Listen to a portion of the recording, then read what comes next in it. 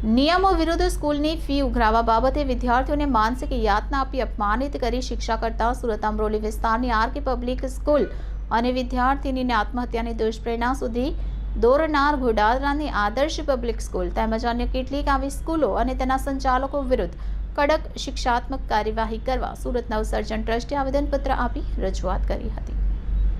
સુરતના અમરોલી વિસ્તારની RK public સ્કૂલના સંચાલકો અને પ્રિન્સિપાલ દ્વારા સ્કૂલમાં અભ્યાસ કરતા સુમિત પ્રવીણભાઈ બગડાને ગઈ તારીખ 23/1/2025ના રોજ ફી નહીં ભરવાના કારણે સ્કૂલમાંથી કાઢી મુકાયો હતો, જેથી કરી વિદ્યાર્થી બાળક હેબતાઈ ગયો હતો અને જેથી કરી તેની તબિયત લથડી પડતા ડૉક્ટરને સારવાર પણ લેવી પડી હતી। આ બાળકને ફી સમય પર નહીં ભરવાને કારણે દિવાળીમાં સ્કૂલમાં લેવાયેલી પરીક્ષામાં પણ બેસાડવામાં નહીં આવ્યો હતો, જે અત્યંત ગંભીર અને નિયમ વિરુદ્ધની વાત કહેવાય। ગત તારીખ 20/1/2025ના રોજ બનેલા બનાવ મુજબ સુરત ગોડાદરાની આદર્શ પબ્લિક સ્કૂલમાં વિદ્યાર્થીનીને ફી ઉઘરાવવા બાબતે સ્કૂલના સંચાલકો દ્વારા વિદ્યાર્થીનીને માનસિક યાતના આપી અપમાનિત કરી શિક્ષા કરાતા ખટીક ભાવના રાજુલાલ નામની વિદ્યાર્થીનીએ આત્મહત્યા કરી લીધી હતી। આ ઘટના શિક્ષણ જગત માટે આઘાતરૂપ અને શરમજનક છે। તો આ બનેલી ગુજારી અને શરમજનક તેમજ હિટલરશાહી ઘટનાઓના મામલે નિયમ વિરુદ્ધ સ્કૂલની ફી ઉઘરાવવા વિદ્યાર્થીઓને માનસિક યાતના આપી અપમાનિત કરી શિક્ષા કરતા સુરતના અમરોલી વિસ્તારની આરકે પબ્લિક સ્કૂલ અને વિદ્યાર્થીનીને આત્મહત્યાની દુષ્પ્રેરણા સુધી દોરનાર સુરતની ગોડાદરાની આદર્શ પબ્લિક સ્કૂલ તેમજ અન્ય કેટલીક આવી સ્કૂલો અને તેના સંચાલકો વિરુદ્ધ કડક શિક્ષાત્મક કાર્યવાહી કરવા સુરત નવસર્જન ટ્રસ્ટે આવેદનપત્ર આપી રજૂઆત કરી હતી। નમસ્કાર સર, મારું નામ પ્રવીણભાઈ રૂડાભાઈ બગડા, અમરોલી આરકે સ્કૂલમાં ભણે છે। આરકે સ્કૂલ 10મામાં। હા સાહેબ, એને દિવાળી પહેલાં પણ એમનો હાથ ભાંગી ગયો હતો। હજી મારી પાસે ડૉક્ટરી રિપોર્ટ છે। થોડીક સારવાર કરવાથી મારો ખર્ચો ઝાઝો થયેલો હતો। એણે ફી ન ભરવાથી એણે દિવાળી પહેલાં પરીક્ષા ન દેવા દીધી। પછી મેં દિવાળી પછી એને ફી ભરી, બરાબર છે। તો અત્યારે બે ત્રણ દી પહેલાં હું ગયો હતો ત્યાં કે સાહેબ અત્યારે તમે એને નિશાળે બેસવા દો, પછી હું 2-3 દી પછી ફી તમને ભરી દઈશ। તો પહેલાં હા પાડીને પછી આ ગયો છોકરો સવારમાં, તો એને ના પાડી કે હવે ન હાલે, કે તું જવા દે, કે તું પૈસા લઈને આવે ને કે તારા પપ્પાને મોકલ, બરાબર છે।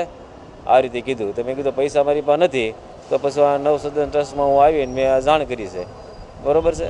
આ શિક્ષણ અધિકારીને કે આ બાબતે કરુણ કાર્યવાહી લે। યુસુફ પઠાણ, પ્રમુખ, સુરત નવસર્જન ટ્રસ્ટ।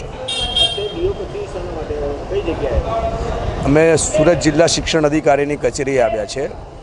આ પ્રવીણભાઈ બાગડા છે, જેમનો બગડા છે, એમની સન જે છે આરકે પબ્લિક સ્કૂલ અમરોલીમાં આવેલી છે તેમાં અભ્યાસ કરે છે। આ બાળકને વિદ્યાર્થીને દિવાળીની અંદર પણ ફી નહીં ભરવાને કારણે, લેટ ભરવાને કારણે પરીક્ષામાં બેસવા દેવામાં આવ્યો ન હતો અને હાલ ગોડાદરાની અંદર આદર્શ સ્કૂલમાં જે વિદ્યાર્થી સાથે યાતના થઈ, તેની સાથે દમન થયું અને ફી બાબતે તેને જે પણ શિક્ષા કરવામાં આવી તે ચર્ચાસ્પદ છે કે એ બાળકે આત્મહત્યા કરી લીધી, વિદ્યાર્થીએ આત્મહત્યા કરી લીધી। તેની સાંઈ સુકાઈ નથી। એ 21 તારીખનો બનાવ છે ને આ 24 તારીખનો બનાવ છે। એટલે ગઈકાલે જ આ વિદ્યાર્થીને સ્કૂલમાંથી ફી લેટ ભરવાને કારણે કાઢી મૂક્યો। વિદ્યાર્થીની શોક થઈ ગયું, એને માઠું લાગી આવ્યું, ઘરે મોકલ્યા પછી એની તબિયત લથડી ગઈ અને એને ડૉક્ટરની સારવાર લેવી પડી। એટલે આવા જે સ્કૂલ સંચાલકો છે તેના વિરુદ્ધમાં કડક કાર્યવાહી કરવામાં આવે છે, જે નિયમોનો વિરુદ્ધ ચાલે છે। તમે કોઈ પણ એવો નિયમ નથી કે તમે સ્કૂલમાંથી એને વિદ્યાર્થીને લેટ ફી ભરે તો બહાર કાઢી મૂકો, તે લોકોને પરીક્ષામાં બેસવા નહીં દો, વિદ્યાર્થીને તમે માનસિક યાતના આપો, વાલીને માનસિક યાતના આપો। અત્યારે આદર્શ સ્કૂલમાં પણ જે બનાવ બન્યો છે તે બાબતે પણ અમે ડીઓ ઓફિસમાં અમારી રજૂઆત છે કે સાહેબ એની અંદર પણ જે કોઈ પણ જવાબદાર વ્યક્તિઓ છે તેને કડક શિક્ષાત્મક પગલાં લેવામાં આવે, તેઓ પર કડક કાર્યવાહી કરવામાં આવે છે। અને આરકે સ્કૂલની અંદર પણ આ વિદ્યાર્થી જે છે પ્રવીણભાઈ બાગડાનો જે પુત્ર, તેના સંદર્ભે પણ એ લોકો પર કડક કાર્યવાહી કરવામાં આવે, દાખલારૂપ કાર્યવાહી કરવામાં આવે અને બીજી કોઈ પણ આવી હિટલરશાહી કે મનસ્વી વલણ નહીં અપનાવે, આવી કાર્ય પદ્ધતિ નહીં અપનાવે, તે બાબતે અમે અહીં આવ્યા છે કે તમે આપ સાહેબ કડક કાર્યવાહી કરો।